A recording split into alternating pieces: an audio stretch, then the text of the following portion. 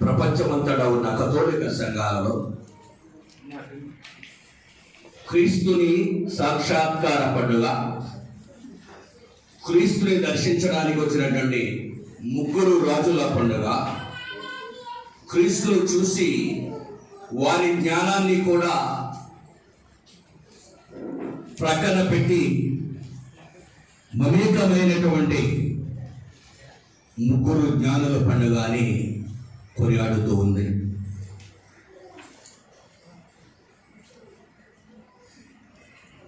దేవుడు ఇశ్రాయేలు ప్రజలను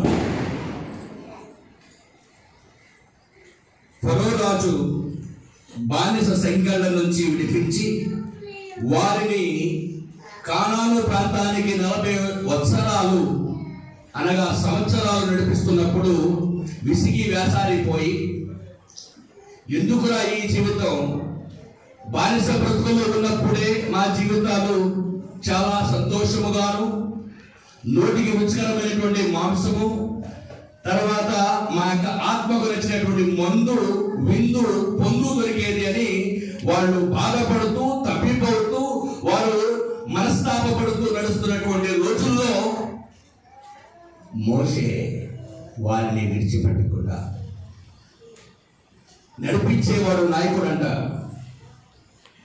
అలా వారిని వెన్నంటి నడిపిస్తూ వారి తరపున గోజాడుతూ బ్రతమాడుకుంటూ అడుక్కుంటూ యెహోవా దేవుణ్ణి అడుగుతున్నాడు, అయ్యా ఇలా నశించిపోతే ఇశ్రాయేలు ప్రజలు కానాను అనేటువంటి ప్రాంతానికి 40 వత్సరాల మరో 40 వత్సరాల, కానీ ఈ వ్యవధిలో ఎవరు ఉంటారో, ఎవరు కనుమరుగైపోతారో, ఎవరు దివంగతులవుతారో తెలియదు. కనుక వీరు నడవడానికి, వీరు చేరడానికి ఒక మార్గము చూపించు అని అడిగినప్పుడు నిర్గమకాండము 13వ అధ్యాయము ఒకసారి చదవండి.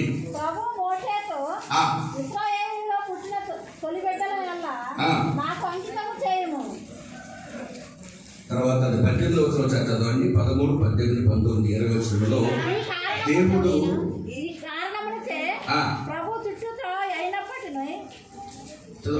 అప్పుడు ఇశ్రాయేలీయులను ప్రమాణబద్ధులుగా చేసిన యోసేపును ఆస్తులను మోషే తన వెంట కొనిపోయెను. దేవుడు తప్పక మీ కడకు వచ్చును, ఆ రోజున ఇక్కడి నుండి నా ఆస్తులను మీ వెంట కొనిపోండు అని యోసేపు ఇశ్రాయేలీయులకు చెప్పి ఉండెను. ఇశ్రాయేలీయులు సుక్కోతు నుండి యాతామునకు వెళ్ళి ఎడారి అంచున విడుదల చేసిరి.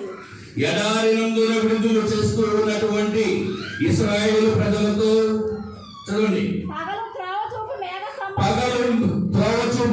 స్తంభం వలెను, రాత్రి వెలుగునిచ్చు అగ్ని స్తంభం వలెను ప్రభు ఇశ్రాయేలులను ముందు నడిచిన దేవునికి స్తోత్రం. హల్లెలూయా, హల్లెలూయా.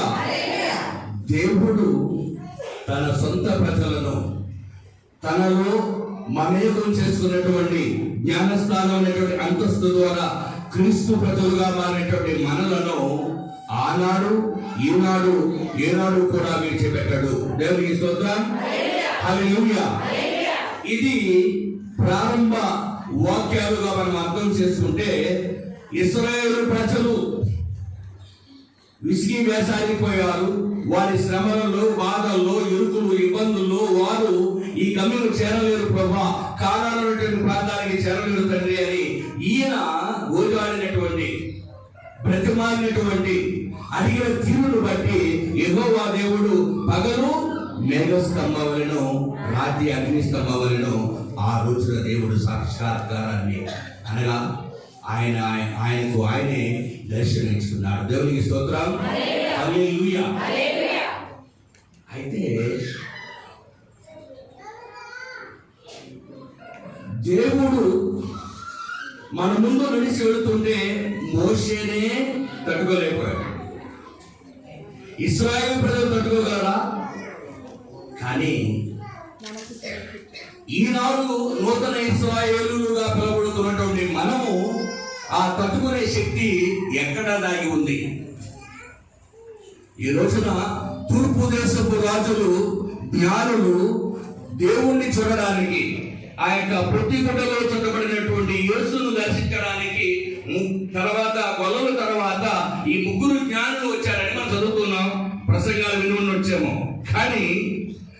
రోజున వారు చూడగలిగారు, ఇశ్రాయేలు ప్రజలు నడవగలిగారు.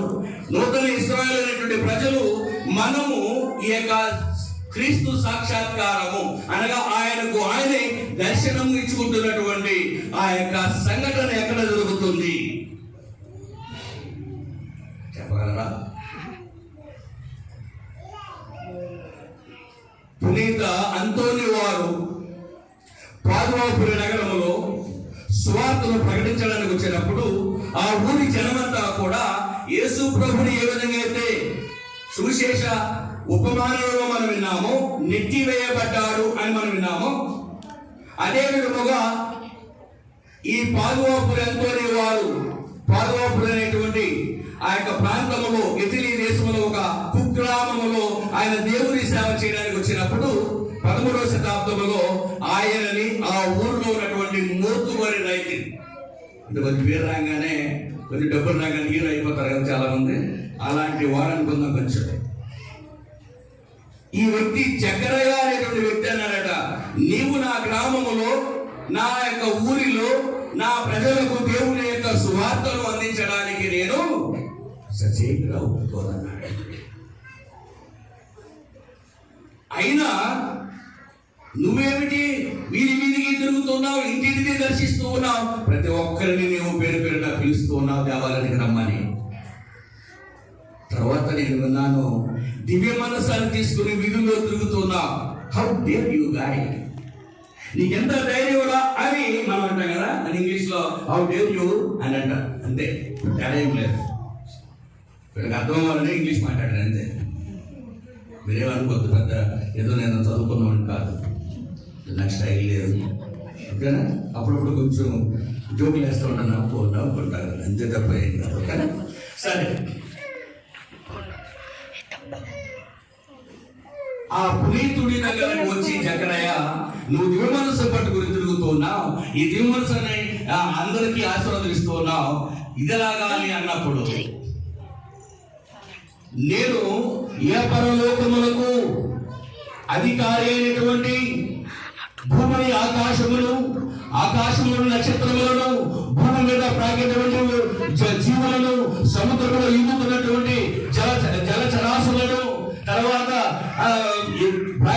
ప్రాగలేనివి ఎగిరినవి అన్నిటినీ సృష్టించినటువంటి దేవాతు దేవుడు అనేటువంటి అద్వితీయ కుమారుడు క్రీస్తు భగవాన్ యొక్క శరీరాన్ని నేను వీధిలో తీసుకువెళుతూ ఉన్నాను, ఊరేగింపుగా నడుస్తూ ఉన్నాను అన్నప్పుడు, what nonsense you are talking, what rubbish you are telling me, I am మోతుబరి రద్దు, నాకు డబ్బులు ఉన్నాయి, నువ్వు నాకు చెప్తాకి.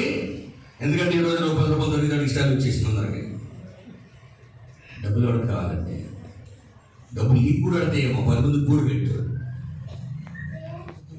10 మందికి పెట్టు. నువ్వు చచ్చిపోయినప్పుడు ఫలానా ఆయన ఫలానా ఆమె మరి 10 మందికి దానం చేసిందంటారు, అంతేగా?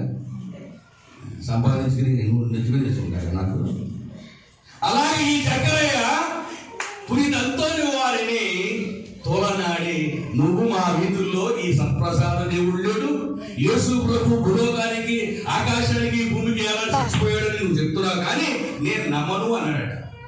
అప్పుడు నీకు ఎలా మీ బాలకరణ ఫాదర్ గారు వచ్చి మీ వీధుల్లో సత్ప్రసాదం తీసుకెళ్తుంటే ఎవడో ఒకడో తాగేసి తందనాలయోడు వచ్చి అంటే ఈయన ఎంత ఫీల్ అయిపోతారు చెప్పండి, మీరెంత ఫీల్ అయిపోతారు? అలాగా ఆ యొక్క సంతృప్తావస్థ దశలో ఉన్నటువంటి ఈ పునీత అంతోనే వారు ఒకే మాట అన్నాడు, నాయనా జకరయ్య, నేను ఆరాధించే దేవుడు, ఈ ఊరేగింపుగా తీసుకెళ్లే దేవుడు నీ మనస్సును మార్చి నీ యొక్క జీవితాన్ని ఆశీర్వాదంగా మారుస్తాడు అన్నాడు. లెట్ us see man, చూద్దాంలే. ఇప్పుడు మనం రైతు దగ్గరికి వెళ్ళినప్పుడు 5,000 రూపాయలు వారా పొలయ్య అన్నాడు, అంటే కటువుగా మాట్లాడడం అలాగే అంటారు కదా. అంటే ఆ మనిషికి నీ మీద ప్రేమ లేదని కాదు, లేక నీకు ఇవ్వాలని ఇష్టం లేక కాదు. వెనకాల బాస్ ఉంటుంది, ఎవరు బాసు? మహారాణి గారు ఉంటుంది కదా, ఆమె నడిపిస్తూ ఉంటారు, డబ్బులు ఎవరికి అంటే అర్థమైనా అదనమాట కథ. అలాగే ఈ జకరయ్య ఏదో దురుసుగా మాట్లాడా, బావయ్య నువ్వు పిలుతుడివైతే నాకేంటి, నువ్వు దేవుసేవుడికైతే నాకేంటి,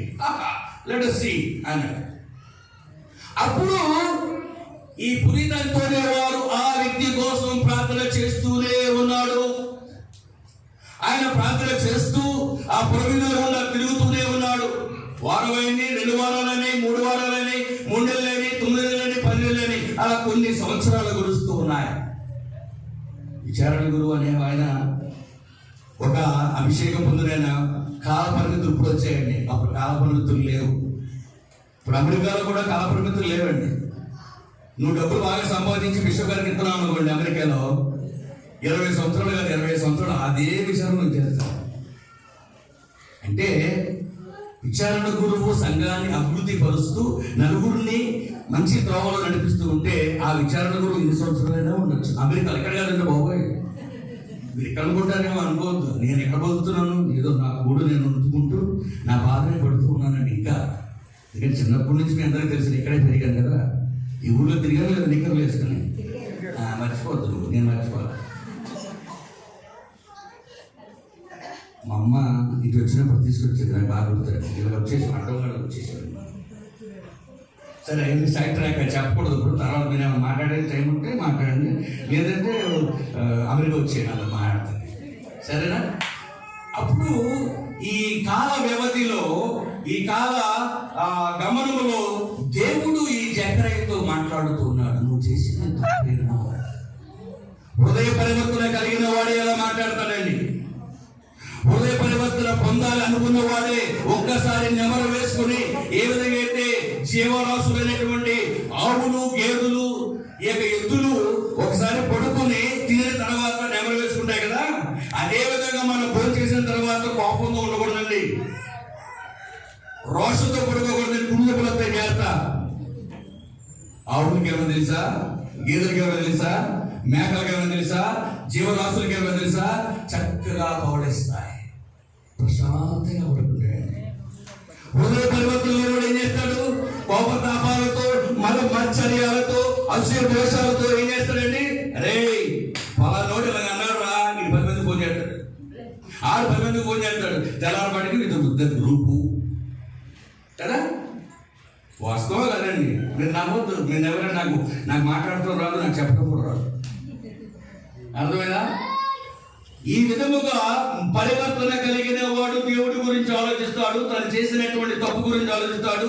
ఏ విధంగా దేవుని నేను చూడలేకపోతున్నానని తప్పించిపోతూ ఉంటాడు. దేవునికి స్తోత్రం, హల్లెలూయా. ఈ జకరియా ఈ యొక్క కాల వ్యవధిలో ఈ జరుగుతున్నటువంటి రోజులు, వారాలు, నెలలు, సంవత్సరాలు జరిగిపోతున్నప్పుడు నేను చేసింది తప్పేమో అనే పశ్చాత్తాపడుతున్న సమయంలో అదే వీధిలో ఎక్కడైతే ఆయన తిరస్కరించాడో ఆ పునీత అంతోని వారు దివ్య మనస్సును పట్టుకుని పురవీధులు నడుస్తున్నప్పుడు ఆయన అదే స్థలంలోకి వచ్చినప్పుడు ఈ జకరియా అటు నడుచుకుంటూ పోతూ ఉన్నాడు.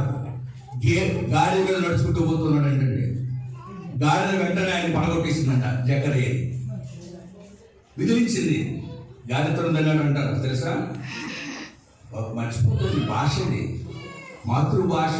ఏ దేశం ఎందు క్వాలిటీనా మరువునా చెప్పండి బాబు. ఎందుకంటే బాగా చదువుకున్నాను, నేను చదువుకోలేదు. ఎందుకంటే నేను చిన్నప్పుడు గాలికి తిరిగేవాడిని కదా. పుట్టగడ ఎంతమంది నన్ను గమనించారు, పిచ్చి పిచ్చిగా తిరుగుతూ సిగరెట్లు కాలుతూ బంధు చూసారా? ఎవరన్నా చూసారా? అలా గాలికి తిరిగాను నేను. డిగ్రీలో లైలా కాలేజీలో తెలుగులో గోల్డ్ మెడల్ సంపాదించి నేను గాలికి తిరిగా ఉన్నానంట. కానీ దేవుడు నన్ను పిలుచుకున్నాడంట, అందుకే నేను గురువు అయ్యానంట. బాగుందా? ప్రాస, దీన్ని తెలుగులో ప్రాస అంటారు. తెలుగు వచ్చినప్పుడు ఎక్కడున్నా నవ్విచ్చేస్తాడు జనాలు. తెలుగు మర్చిపోకూడదు. తెలుగు మర్చిపోయాడు అమలు మర్చిపోతాడు, అమలు మర్చిపోయాడు మాతృభూమిని మర్చిపోతాడు. మనం ఎక్కడ పుట్టామో మనకు తెలియదు అంటారు. 2004లో మేము గురువులు అయినప్పుడు మన రవిఫాదర్ గారు నేను ఒకేసారి గురువే కదా. ఒక ఫాదర్ గారు అమెరికా నుంచి అప్పుడే వచ్చాడు సెలవులకి.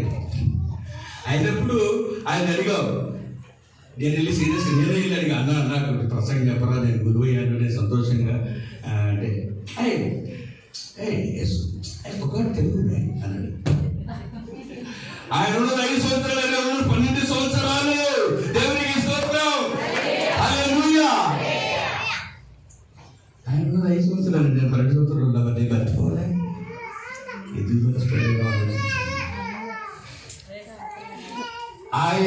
గాడిద మీద వెళుతూ ఉంటే గాడిద తల్లిదండ్రి జకరీని ఆ గాడిద మీద పడగొట్టేసిందంటే, పడగొట్టింది ఎందుకు అంటే దివ్య సత్ప్రసాద రూపుడైనటువంటి అప్పములో దాగి ఉన్న క్రీస్తు భగవానుడి యొక్క దివ్య మనసు వెళుతూ ఉంటే జకరీకు కొమ్ములు పెరిగి అహంకారముతో దేవుని దగ్గరించాడు. కానీ గాడిద దేవుడి చేత సృష్టించబడినటువంటి యొక్క జీవి ఎదుట ఉన్నటువంటి ఆ యొక్క కాళ్ళతో మోకరించిందంట. దేవునికి స్తోత్రం. హల్లెలూయా, హల్లెలూయా, హల్లెలూయా. పదవి వ్యామోహంతో, అధికార లాభాలతో, మన ఆశ్చర్యాలతో మనము కొట్టుమిట్టాడుతున్న కాలము కూడా దేవుని చూడలేము. హల్లెలూయా. ఆలోచించండి, ఆలోచించండి. ఈ రోజు తనకు తానుగా సాక్షాత్కారాన్ని నేను చూపిస్తాను, నేను మీకు తెలియచేసుకుంటాను, నేను మీకు ఈ విధంగా తెలియచేస్తానని చెప్తున్నటువంటి ఈ అప్ప రూపదారుణ్ణి మనం మర్చిపోకండి. అలనాడు ఇశ్రాయేలు ప్రజలకు పగలు మేఘస్తంభముగాను రాత్రి అగ్నిస్తంభముగా దారి చూపినటువంటి తనను తాను వ్యక్తపరుచుకున్నాడండి. ఇశ్రాయేలు ప్రజలు ఆకలి దొరలతో ఉండి మన్నాను కురిపించాడు, కానీ వారు మరణించారు. ఎందుకంటే దేవుణ్ణి మన్నా అనే రోజులో గుర్తించారు. యోహాను సువార్త 6వ అధ్యాయం 46వ వచనం.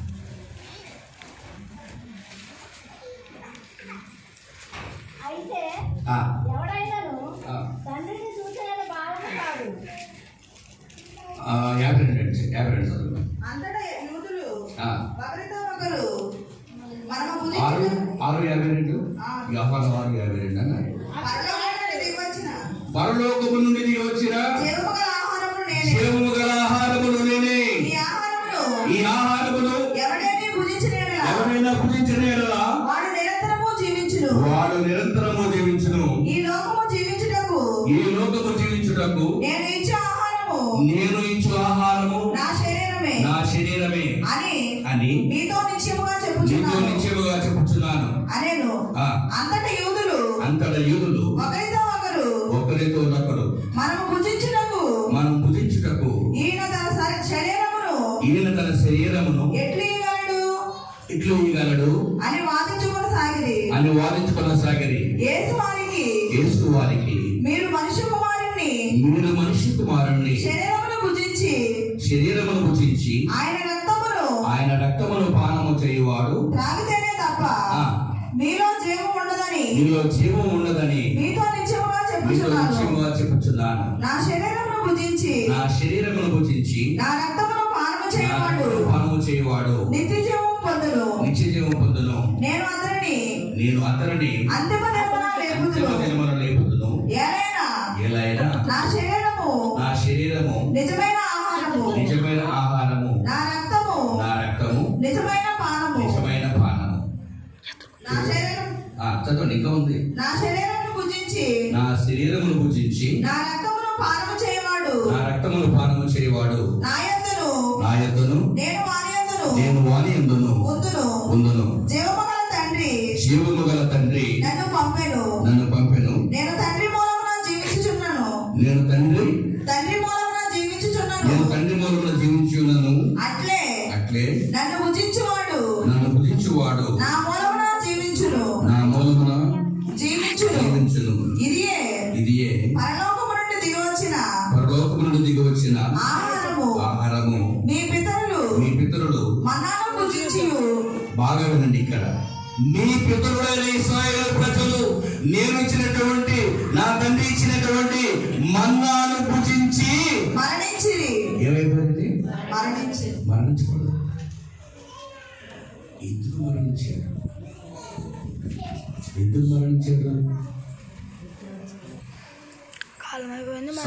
పూజకొస్తున్నారు. మా ఉపదేశ మాస్టర్ గారు మా ఇంటికి తిరిగి పూజ చేశారు. మా మమ్మల్ని ఎలా పోతే మా ఆవిడని వచ్చి చేతులు సార్ ఒకసారి చేతులు ఎత్తి తొందరగా నిజంగా చెప్పండి, లేకపోతే చాలా బాధపడిపోతే అమెరికా వెళ్ళిపోయినప్పుడు మరే పుట్టాడు ఎలా అనుకుంటారు. మా ఉపదేశ మాస్టర్ గారు ఇళ్ళ వచ్చారు, ఇంటింటికి తిరిగేసేసి ఏసరంత వాళ్ళు వచ్చేస్తాడు. ఆ ముళ్ళని చూసుకొచ్చేసాడు, అమెరికా తెల్లడు వచ్చేసాడు, వాళ్ళు చూడడానికి వెళ్తాం, ఆ పర్లేదు మొక్కుబడికే కానీ అన్నాం అనుకుని వచ్చిన వాళ్ళు వచ్చేదారు. తమ్ముళ్ళు బయట మీరు మాత్రం వాసన చెప్పండి రా, ఈ అమ్మలు చెప్పర్లే కానీ లేదా అయ్యి బాబోయ్ అంటే ఈ మంచి సంగతి అడగైతే అంటే నగరత కంటే నేను ఫీల్ అవుతా. ఎందుకంటే భాష అది, ఆ భాషలో ఉన్న మధురత్వం అది, అందుకే చెప్తున్నాను. అయితే ఇశ్రాయేలు ప్రజలు కూడా ఏం చేశారు? ఎందుకంటే మనకెందుకు మోసే నడిపిస్తున్నాయి కదా, ఇచ్చేది తినేద్దాం, తీసుకుని వెళ్ళిపోదాం, అంతే కదా. జగన్మోహన్ కూడా ఇస్తున్నాడు కదా, తీసేసుకుందాం, మనం నెట్టు కూడా వేద్దాం. ఇస్తున్నాడని ఎంత కష్టపడుతున్నాడు నీకు తెలుసా? ఏంటే పిలిచి పెట్టడంలో పెట్టేవాడు వాడు తినకుండా నీకు పెడుతున్నాడంటే ఆ త్యాగం, ఆ యొక్క మనిషిని కలుపు మార్చుకోవడం అంటే తెలుసా నీకు? ఏమంటే జగన్ గారి గురించి మాట్లాడినా ఫీల్ అవుద్దా? నేను జగన్ గారి పార్టీ కాదు, చంద్రబాబు పార్టీ కాదు, నాదంతా ఇదే, చిన్నప్పటి నుంచి ఇదే. ఏంటిది ఇది? కాంగ్రెస్. ఏంటిది? అది మరి అప్పుడు చిన్నప్పటి నుంచి బ్లడ్ అది ఆ రక్తంలో ఉండిపోయింది, అది పోదు. ఇది జెండా వచ్చినా ఆ జెండా పట్టుకోలేదు మనం, అది అర్థమైందా? సరే, ఈ ఇశ్రాయేలు ప్రజలు వచ్చింది తీసుకుందాం, అవి అందరూ నలుగురితో ఆరేడా గుంపులో ఇశ్రాయేలు ప్రజలు అంతా తినేసి తాగేసి తన్నాలు ఆడేసి మర్చిపోయారు దేవుణ్ణి. బాగా అర్థం చేసుకుని వాక్యాన్ని కొటేషన్ చెప్పేయడం కాదండి, వివరించాలి, అర్థం చేసుకోవడానికి ప్రయత్నించాలి. ఎందుకు మరణించారు అంటే అలనాడు ఇశ్రాయేలు ప్రజలను పగలు మేఘస్తంభముగా రాత్రి అగ్నిస్తంభముగా నడిచినటువంటి దేవుణ్ణి ఈ యొక్క మన్నా తినే తర్వాత కూడా గుర్తించకుండా వాళ్ళు ఏం చేశారండి? Everybody has given there lifes, they were dead. The Israel people dead because they did not recognize the presence of God. దేవుడి యొక్క ఉనికిని, దేవుడి యొక్క సాన్నిధ్యాన్ని వారు గుర్తించలేదు. తర్వాత చదవండి, ఆ చిన్న ఆఖరి మాట చదవండి. అట్లుగాక ఈ ఆహారం భుజించువాడు, ఈ ఆహారము అనగా నేనే, జీవము గల ఆహారము నేనే, నా యొక్క శరీరమును భుజించి నా రక్తము పానము చేయవాడు ఎల్లప్పుడూ జీవించును అని సమాధానం ఇచ్చెను. Those who receive the body and blood of Christ, they never die, they live forever because I am present in the Eucharist. దేవునికి స్తోత్రం. హల్లెలూయా, హల్లెలూయా, హల్లెలూయా. ఆలోచన చేయండి ప్రియులారా, ఆలోచన చేయండి. దేవునికి కూడా ఎందుకని మనం ఈ విధంగా అయిపోతున్నామంటే కీర్తన గ్రంథం 36వ అధ్యాయము 1వ వచనం. దుష్టుని హృదయమున పాపము, అసలు చాలా బాగుంటుందని తెలుగు కదా. దుష్టుని హృదయమున పాపము మంతనము చేస్తూ ఉన్నంత కాలము అతనికి ఏముండదండి? దైవభీతి ఉన్నది.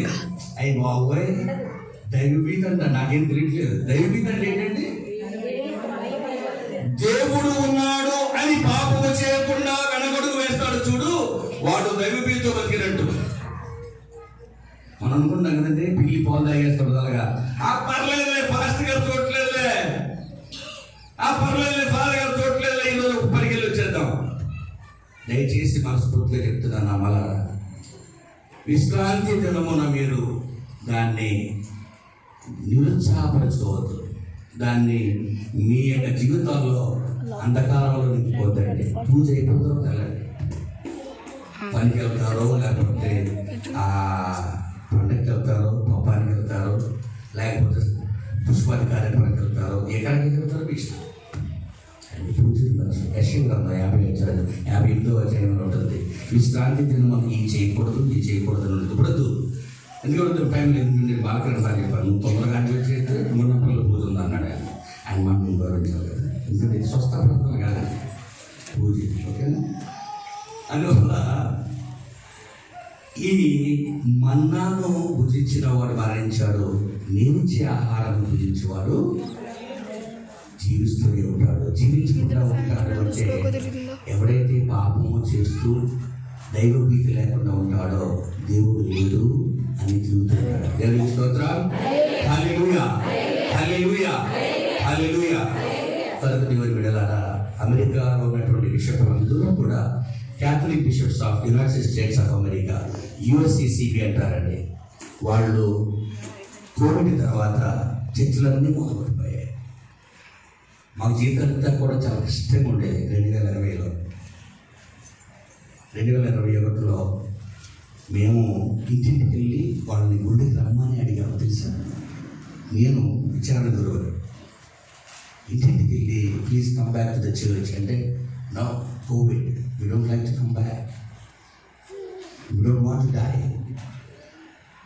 Are you giving me any assurance, if I die do you take care of my family? They challenge. వాళ్ళందరూ నన్ను ఛాలెంజ్ చేశారు. నేను చచ్చిపోతే నాకు ఉన్నటువంటి ఆస్తి, లేకపోతే నా గేదెలు, నా గాడిదలు, నా గుర్రాలు, నా ఆవులు, వీటిని ఎవరు చూస్తారు? వాటన్ని ఇన్సూరెన్స్ ఉంటాయండి. తెలుసు, మన దగ్గర ఏదైనా చంపేసేసి ఎవరో తెలియకుండా, రైతు తెలియకుండా మనం వచ్చేస్తాం, లేకపోతే రైతులు మన ఆవుల్ని గేదెలు చంపేస్తారు. అలాగా దానికి ఇన్సూరెన్స్ ఉంటుంది. తాడ తీసేస్తారు. వాళ్ళు కుక్కలు కొడుకుంటున్నా సరే తాడ తీసేస్తారు, నీ తాడ తీసేస్తారు, ఆ చంపులు తాడ తీసేస్తారు.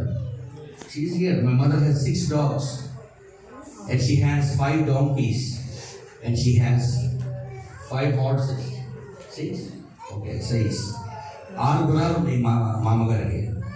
10 సంవత్సరం వచ్చారు కానీ మిమ్మల్ని చూడలేదు కదా. ఎంత నా దురదృష్టవంతంతో చూడలేదు మిమ్మల్ని. ఎంత నవ్వుతూ నాకు తెలిసింది, నేనే కోపం ఉంటాను కదా. ఈ కుక్కలు నేను ఇప్పుడు నన్ను చిరాకు పడి, మా why do you are just after these dogs and I music. She's laughing. నవ్వుతుంది. కుక్కలంటే పిచ్చి, గాడిదలంటే పిచ్చి, ఆవులంటే పిచ్చి. మనం ఏం చేస్తాం? కుక్కనే అంటామా?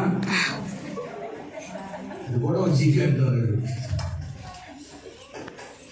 అప్పుడు ఇంటికి తిరిగి వాళ్ళు బతుకులు ఆడి, ఇంటికి రండి, పూజకి రండి అంటే, ఫాదర్ రామ్ ఫాదర్ మేము ఇచ్చేటువంటి అర్పణ మీకు ఇచ్చేస్తాం, నేను చచ్చిపోతే మాకు బాధ్యత లేదు. నేను గ్లౌజులు వేసుకుని ముసలివాళ్ళు ఉంటారు కదా, 6 సంవత్సరాలు దాటిన వాళ్ళు, ఇంటింటికి వెళ్ళి వాళ్ళకి ఆదివారం, శుక్రవారం, శనివారం ఉదయం ఖాళీ ఉండేవాడిని. ఆదివారం 3 రోజులు కూడా పూజకి మధ్యలో 1 గంట గ్యాప్ ఉంటుంది. ఆ గ్యాప్లో కాల్ వేసుకొని దగ్గరున్న ఇళ్ళని కూడా దర్శించి పాప సంగీతం విని దూరంగా నిలబడి ఫేస్ మాస్క్ వేసుకొని అలా సత్ప్రసాదం దూరంగా ఉండి అలా వేసేవారు. అంత కష్టపడ్డాను. కోవిడ్ రాలని. ఇది ఒరిజినల్ గుణంపల్లి బాడీ. ఎలా వస్తుంది? చాలా. ఇప్పుడు పూజ ముందు కంచాడు వేసుకుని అల్లం మొక్క అడిగా. ఆయన కంగారు పెట్టుకుంటారు, ఇంటి బాబు అల్లం మొక్క ఏంటంటే, అల్లం మొక్క వేసి తింటున్నాను చూసారా, నేను గిల్లిన అవ్వట్లే, అల్లం మొక్కని ఇవ్వలే. అర్థమైందా? అల్లం మొక్కని ఇవ్వడానికి జీర్ణం బాగా వస్తాయి. వాస్తవం నవ్వద్దు. చిన్నప్పుడు యాప చెక్క, జీలకర్ర, ధనియాలు, అల్లం వేసి కషాయం తీసి తాగితే ఉండేది మధ్య. అది ఒరిజినల్ బాడీ రావాలంటే అది. ఇప్పుడు ఏమైనా చేస్తున్నారా? అంత ఫ్యాషన్లో పోసా, కిటికీలో పోసా, చేసిన కాఫీ, బెడ్ కాఫీ. అందునా ఈ బెడ్ కాఫీ తాగి షుగర్ వచ్చేసింది అందరికి ఇప్పుడు. అర్థమైందా? ఈ కాఫీ కప్పులోడికి లాభం, మనకు లాభం కాదు, మనకు డబ్బులు వచ్చేస్తుంది ఇది. అందువల్ల ఆ తిరుగుతూ ఉన్నప్పుడు వాళ్ళు డబ్బులు ఇచ్చేవారు కానీ గుడ్డకు తగ్గదు. ఆ బిషపులందరూ ఏం చేశారంటే, ప్రతి క్రైస్తవుడు దేవుని యొక్క బిడ్డ మళ్ళా దేవాలయానికి రావాలి అంటే 3 సంవత్సరాలు మనం దివ్య ప్రసాద సంవత్సరాలుగా ప్రకటిద్దామని అమెరికాలో ఉన్నటువంటి బిషపులందరూ, 50 రాష్ట్రాల్లో ఉన్నటువంటి బిషపులందరూ కూడా ఒకే త్రాటి మీద, ఒకే మాట మీద వారు నిర్ణయం తీసుకొని ఇప్పుడు సత్ప్రసాద సంవత్సరాలు జరుగుతున్నాయండి. దేవునికి స్తోత్రం. హల్లెలూయా, హల్లెలూయా. నేను చెప్తుంటే తెల్లవారులు ఇది మాట్లాడుతాను. తెల్లవారులు ఉంటుంది కదా, ఆయన వచ్చేది మన దగ్గరికి. రాజుడు ఎక్కువ మాట్లాడుతాడు. అందువల్ల క్రీస్తు ఆయనే సాక్షాత్కారము చేసుకుంటున్నారు. ఆయనే తెలియజేసుకుంటూ ఉన్నాడు. ఆయనే మన దగ్గరకు వచ్చి, నేను ఈ రూపంలో ఉన్నాను, మీ దగ్గరికి వస్తూ ఉన్నాను, సత్ప్రసాదాన్ని స్వీకరించండి, గౌరవ మర్యాదలతో, భక్తి శ్రద్ధలతో నన్ను స్వీకరించండి, మీకు కావలసిన వరాలు అడగండి. నేను పోయిన సంవత్సరం డిసెంబర్ 29వ తారీఖున ఇదే సబ్జెక్ట్ మీద నేను అమెరికా వాళ్ళకి ప్రశ్న చెప్పినప్పుడు వాళ్ళు ఒకటే మెచ్చుతున్నారు. ఇస్రాయేల్ ప్రజలు చనిపోయారు కానీ మనం చనిపోవట్లేదు. ఎందుకు అంటే దేవాలయంలో సత్ప్రసాదం తీసుకున్న తర్వాత చాలా మంది నా కారు తాళాలు ఎక్కడ ఉన్నాయి, నా మోటార్ సైకిల్ తాళాలు ఎక్కడ ఉన్నాయి, నా కిచెన్ తాళాలు ఎక్కడ ఉన్నాయి, అయ్యి బాబోయ్ మాంసం పోయి వెళ్ళిపోయి చాలా మంది ఉన్నారు మీరు కదా. ఎలా పోతండి, సత్ప్రసాదం తీసుకున్న తర్వాత స్వీకరించిన అనంతరము మోకరించి దేవుడా ఈ వారమంతా నా భార్యను నా భర్తను లేదా నా భర్తను నా యొక్క భార్యను నా బిడ్డలను నా మనవడు మనవడాలను నా యొక్క ఆస్తి పాస్తులను నా కష్టాన్ని నా దుఃఖాన్ని నా శ్రమలను దేవా నాకు ఉన్నటువంటి జబ్బులను ప్రభా నీ యొక్క అనుగ్రహం చేత నన్ను స్వస్థపరచని ప్రార్థన చేసుకోవాలని అప్పుడు దేవుడు నీకు దర్శించాడు. అర్థమైందా? తీసుకున్న వెంటనే పక్కన ఉన్న పొలంలో నువ్వు నిన్న అక్కడ అన్నావు కదా ఇంటికి వచ్చి ఇక్కడ చెప్తాను అనుకుంటే మీరు తీసుకున్న సత్ప్రసాదానికి విలువ లేదండి. అలా అనుకునేవాడు తీసుకోవద్దు దయచేసి. దేవుడు మీకు దర్శనం ఇవ్వడు, దేవుడు మీతో మాట్లాడడు, దేవుడు మీలో మమేకం అవడు, దేవుడు మీకు కావలసినటువంటి ఆత్మశక్తిని ఇవ్వడు. కనుక ప్రియులారా, ఈ ముగ్గురు రోజుల పండుగ రోజున తనకు తానే సాక్షాత్కారాన్ని ఈ ప్రపంచం అంతా కూడా కనుమరుగే విధముగా వెలుగులో నడవాలని యెషయా గ్రంథంలో పలికాడు. 2వ పట్టణంలో మనం పోలుగా చెప్పినటువంటి మాటను మనం విన్నాం. ఈ రోజున ఈ ముగ్గురు జ్ఞానులు వచ్చి గుర్తించారు. నేను కూడా ఎక్కడ ఎందుకు గుర్తించలేకపోతున్నాను, ఎందుకు క్రీస్తు భగవానుడిని ఈనాడు నా యొక్క నూతన ఇశ్రాయేలు అంతస్తును దేవుడిచ్చాడు నాకు కనుక ఈ సత్ప్రసాదంలో ఉన్నటువంటి క్రీస్తుని ఎందుకు గుర్తించలేకపోతున్నానని మన మనస్సావాచ కర్మణ మన యొక్క ఆత్మను పరిశ్రమ చేసుకొని ముందుకు నడుపుతాం. ఆ పరిశుద్ధ దేవమాత మనందరికీ ఆ యొక్క తన కుమారుడైన సత్ప్రసాద రూపుణ్ణి మనకు పరిచయం చేస్తూ మన కోసం ప్రార్థన చేయడం. దేవుడు నిన్ను నన్ను ఈ సాక్షాత్కార పండుగ రోజున దీవించుతారు గాక.